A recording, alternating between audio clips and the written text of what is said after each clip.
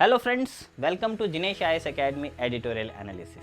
In this editorial, we do 5 things. Firstly, we will link the editorial to the UPSC CSE mains syllabus. Secondly, we will understand the key points from the editorial. Thirdly, we will understand the key concepts from the examination point of view. Fourthly, we have modeled the MCQs as per the UPSC prelims examination. And fifthly, we have modeled mains questions as per UPSC mains syllabus. So let's begin today's editorial analysis. This editorial has been taken from Business Line newspaper dated September 6, 2019, and it's all about the banking sector and non-banking financial companies and all about the realistic cost of banks, and the drop must be in the risk-free price spread for AAA bonds.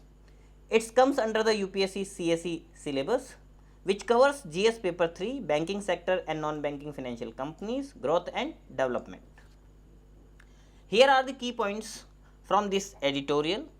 There seems to be a high degree of concerned efforts to force banks to lower their lending rates in response to the 110 basis point cut in the repo rate. In this particular line, we have two concepts. Number one is all about the what is lending rates, and second is the repo rate, and what is all about 110 basis point cut in it. Here we will have a chart which shows repo rate percentage, and it is continuously slashing from Feb 6 2019 towards March 27 2020. In the Feb 2006 it was 6.25 percentage, and now it slashed to 4.40 percentage. So what is lending rate? The lending rate is the rate of interest that you have to pay when you are repaying a loan. And second term is all about repo rate. We have a infographics. With the help of this infographics, we can understand what is all about repo rate. Here you can see, on one hand we have a RBI governor, and on the other hand we have a SBI chairperson, and they have a certain talk like the RBI governor is saying, I give cash, and on the other hand SBI chairman is saying, I give securities, agree to repurchase them at later date. Now we are decoding it. It is the rate at which the central bank of a country, RBI in the case of India, lends money to commercial banks in the event of any shortfall of funds. It is used by monetary authorities to control inflation. In the event of inflation, central banks increase repo rate, as this acts as a disincentive for banks to borrow from the central bank. This ultimately reduces the money supply in the economy and thus helps in arresting inflation or to control the inflation. The central banks takes the contrary position in the event of a fall in inflationary pressures. Friends, ideally a low repo rate should translate into low cost loan for general in masse. When the RBI slashes its repo rate, it expects the bank to lower their interest rate charge on loans. So that is the whole all about the repo rate. Next, the finance minister assurance that banks have agreed to link their lending rates to the repo rate is testimony to the power of the nudge. But does it make economic sense? Determining cost. Now we are discussing a very important point, a cost factor in terms of our banking industry. The base rate and the MCLR concepts are well defined, and hence one can get the benchmark number based on the formula. But how should one look at the basic cost of capital, that is the interest rate, in terms of a layman person? The interest rate is the price for capital based on the demand and supply of funds. With the latter being higher today, there is a reason for the price to come down, but this is a theory. In practice, there are compulsions from the regulator as well as shareholders, and the final basic cost must reflect these realities. So in this whole article, we will discuss the concepts with the help of, or we can say the formulas which banking industry utilized to make their cost of capital, and the other concepts side by side, which are part of crucial monetary policy. Here we will have a chart and we show the BPLR, a base rate, MCLR and the recently introduced external benchmark by Reserve Bank of India. It is very important for the sake of CSE 2020 prelims examination. Very first we will discuss about the BPLR, what is all about it. Here in the very first column you can see the introduction of these, the timeline of these concepts, their basic features. First, BPLR. BPLR stands for benchmark prime lending rate. BPLR was used as a benchmark rate by banks for lending till June 2010. So, till June 2010 we utilized the BPLR system. Under it, bank loans were priced on the actual cost of funds. However, the BPL was subverted, resulting in an opaque system. The bulk of wholesale credit loan to corporate customers was contracted at sub BPL rates and is comprised nearly 70% of all bank credit. Under this system, banks were subsidizing corporate loans by charging high interest rates from retail and small and medium enterprise customers. After that, from June 2010, we will shift it to base rate system. Every time when there is a new system for lending, it means RBI wants more transparency, more accountability in the system. Now, what are the basic features of the base rate? Here we can see minimum interest rate. Base rate is calculated on three parameters. Number one, the cost of fund. Second one is unallocated cost of resources, and third is the return on net worth.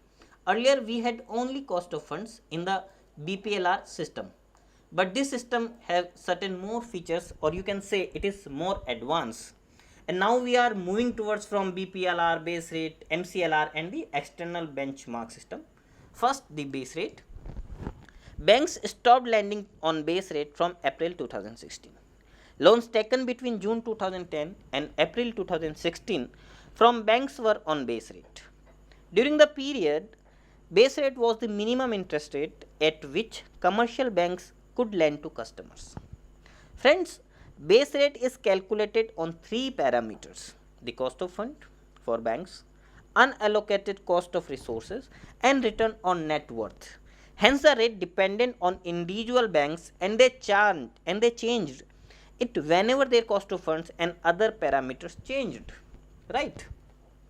After that, from April 2016, our system shifted to MCLR. MCLR stands for marginal cost of lending rate.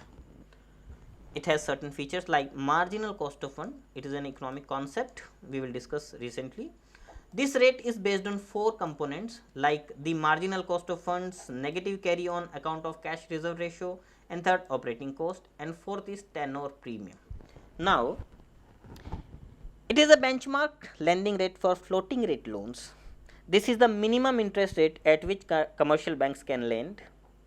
This rate is based on four components as we discussed: the marginal cost of funds, negative carry on account of cash reserve ratio, operating cost and tenor premium.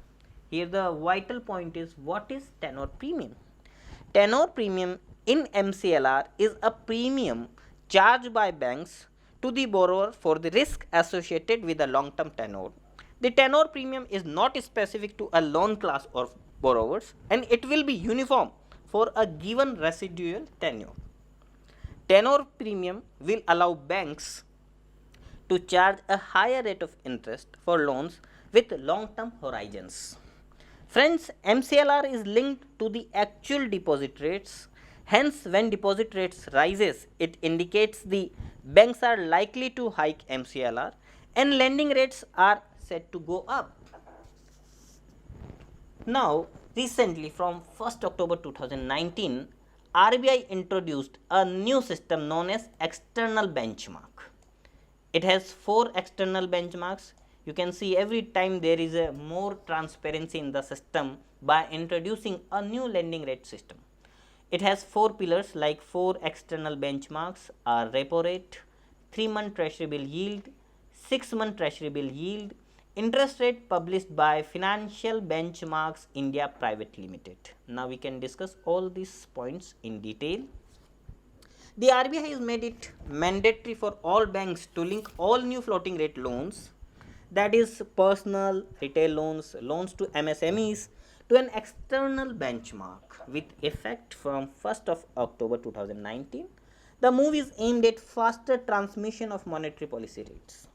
Banks can choose from one of the four external benchmarks: repo rate, we already discussed, 3 months treasury bill yield, 6 month treasury bill yield, or any other benchmark interest rates published by Financial Benchmark India Private Limited. Here Financial Benchmark India Private Limited stand for, it was incorporated on 9th of December 2014 under the Companies Act 2013. It was recognized by the RBI as an independent benchmark administrator on 2nd of July 2015. The main objective of the company is to act as the administrator of the Indian interest rate and foreign exchange benchmarks, and to introduce and implement policies and procedures to handle the benchmarks. It is located in Mumbai. However, the RBI has made it clear that lenders would need to adopt a uniform benchmark within a particular loan category. Banks have also been given the leeway to determine their spread over the benchmark rate. Here spread refers to the differences in borrowing rates and lending rates of financial institution. Here we utilize one more word that stands for the treasury bill, right? That treasury bill yield. What is treasury bill? Treasury bill is a short term stand for up to 1 year debt issuance from the government of India. These instruments are issued at a discount and redeemed at the face value on maturity, which provides the interest rate return on the security. Treasury bills, used to say T-bill rates, are determined by the central bank. In the case of India, it is RBI, and used as a primary instrument for regulating money supply and raising funds. It is very important for the sake of CSE Prelims 2020. I am once again quoting it. Friends, here we have a table which disclose about the MCLR system and the newly introduced repo linked system, which is all about external benchmark system. Here we can say it is linked to bank's cost of funds. It is linked to RBI's lending rate. It takes 4 to 6 months to move after RBI rate cut, and it responds immediately to RBI rate cut. It means direct benefit towards the customer. RBI rate cuts not only fully passed on to borrowers, rate cuts are automatically passed on. Resets annually for most banks. It resets every 3 months. It changes by 5 to 10 basis points. Usually it changes 25 basis points or more. It revised every month. It revised bi-monthly. It has low volatility. It has very high volatility. And here we explain 100 basis point is equal to 1%. When we can say 25 basis points here, it means 0.25%, and repo stand for RBI's lending rate to banks. Here a vital point about MCLR is like, MCLR is primarily an internal benchmark of the bank, as its own cost of funds will determine the MCLR of the bank. However, in the case of RLLR, it means repo linked lending rate. RLLR, here we write down repo linked loan. We again nominated it with RLLR, mean repo linked lending rate, which is externally linked. The bank's own cost of fund does not have a direct impact when the repo rate goes up or comes down. In the case of RLLR home loans, the interest rate will be linked to bank's RLLR. This RLLR in turn will depend on the RBI's repo rate, because it is introduced by them and it is part of their monetary policy. Individual banks have no control on it.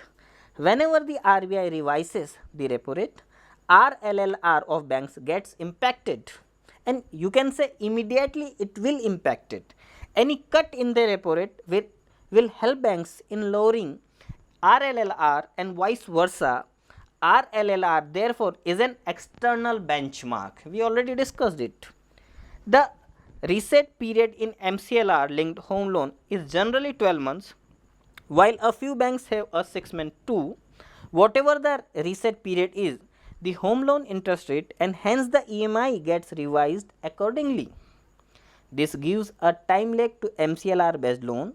However, in the case of RLLR based home loans, the reset period for the interest rate and hence the EMI to reset is to be at least 3 months.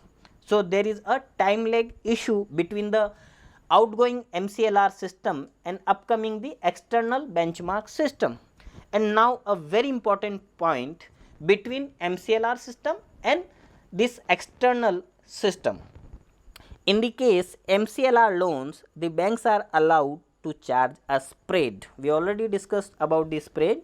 Spread refers to the differences in borrowing rates and lending rates of financial institution.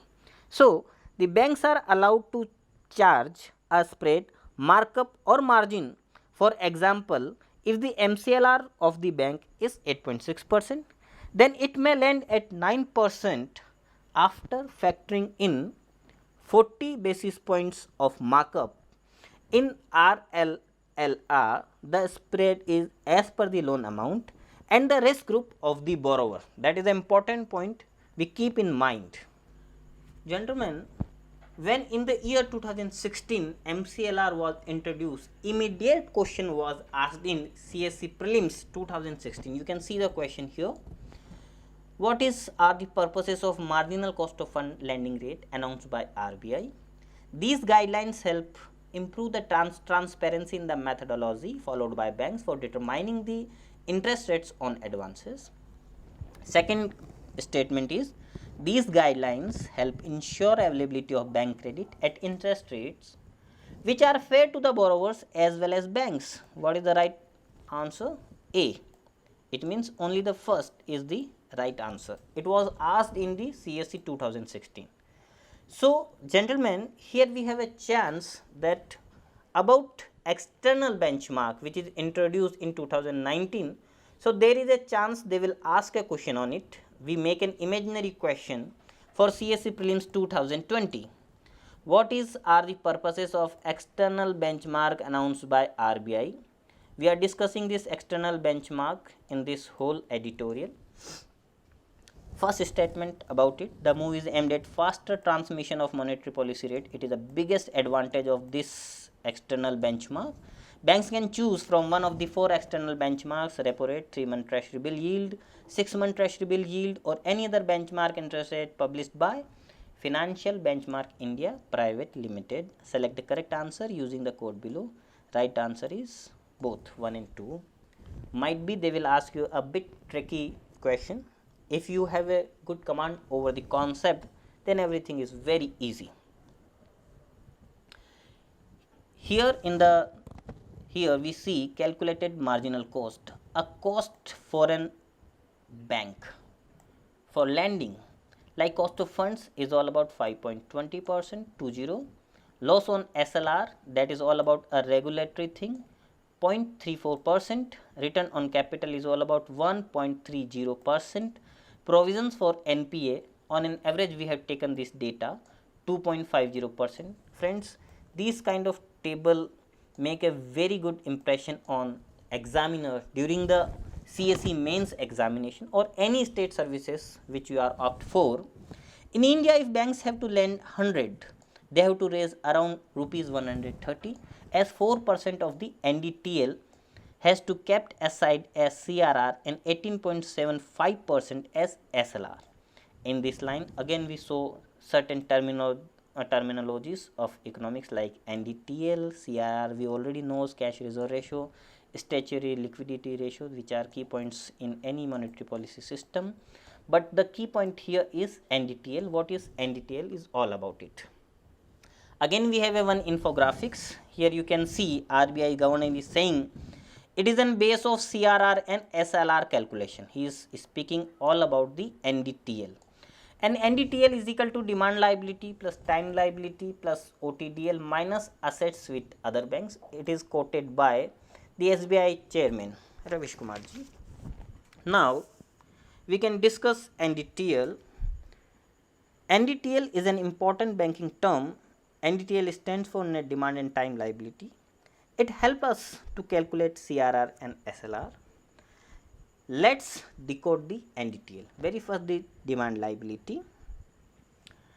Demand liability is a type of liability that is payable on demand.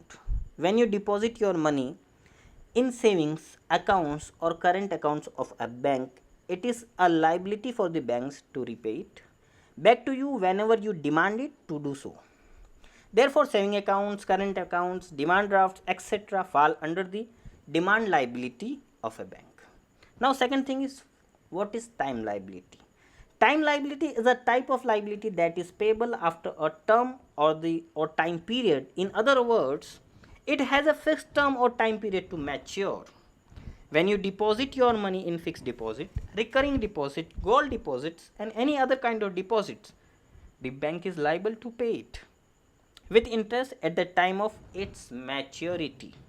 There is a fixed term for such products and they are liability for the bank. Therefore, fixed deposit, recurring deposit, gold deposit, etc. fall under the term liabilities of a bank. Then our third point, that is OTDL.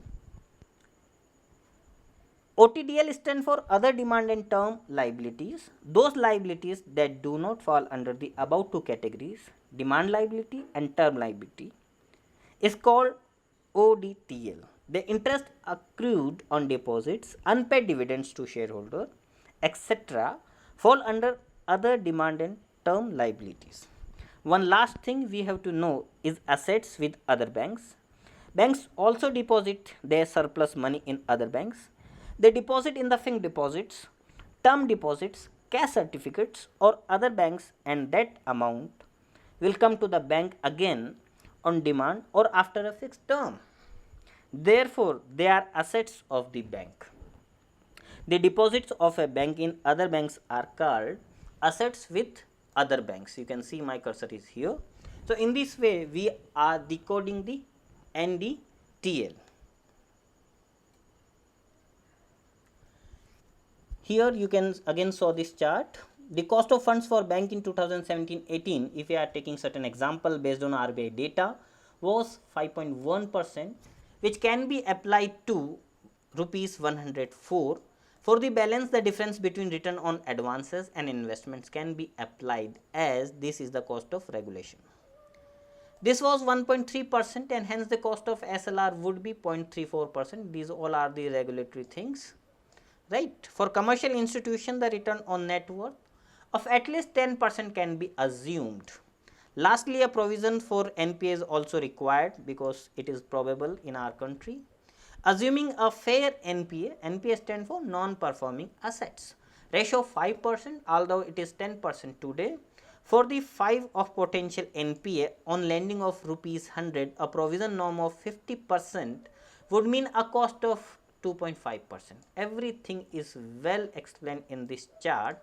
Cost of funds 5.20%, loss on SLR, that is all about regulatory, 0.34%, return on capital 1.30%, and provisions for NPA, that is 2.50%, and the sum total is 9.3%. Below this percentage, a bank cannot lend to a customers, right? Here we have a chart of a few banks like SBI, SDFC, ICICI, Axis Bank, Bank of Baroda, PNB, Citibank, Standard Chartered, Bajaj Finance, Tata Capital, Flutter India, and their interest rates, their processing fees, that is all about 10.35% onwards up to 1%. Private banks have a higher processing fees, you can see here, and even their interest rates are even higher. Right here, bank and non-banking financial companies interest rates. We have taken this data from pesabazaar.com. Here that chart. Now, presently with the repo rate at 5.4%, the immediate reaction should be seen on government security yields. Whenever we are taking any big change, earlier demonetization, GST, and now it is again a drastic change in the lending pattern of our country, so it reflects on many other things. The present range of government security yields are in the region of 6.5 to 6.6% for the 10-year benchmark used to reckon corporate bond cycle yields. The spread of AAA bonds, which is the best quality of security that can be raised, is in the region of 100 to 120 basis points. You all knows all about basis points. 100 basis point is all about 1%, 120%, 120 is equal to 1.2%. This goes up to 225 basis point, it means 2.25% of AA bonds and 300 basis points for A rated bonds. The latter two can be ignored, and if spread we already discussed, which is the difference in borrowing rates and lending rates of financial institutions of AAA is added to the government security yield, the cost would be 7.5 and 7.8%. To this should be added to the cost of intermediation, which is what distinguishes the market from the financial institution. RBI data for 2017-18 shows this to be 1.85%, and hence the overall cost of funds would be 9.35 to 9.65%. That's all about the cost of funds, which is very important for the sake of a bank who lends money to retail customers, right? The present range of MCLR is 7.5 and 8.4%, which is significantly lower than the costs arrived at in these two alternatives, which give similar ranges of 9.35%.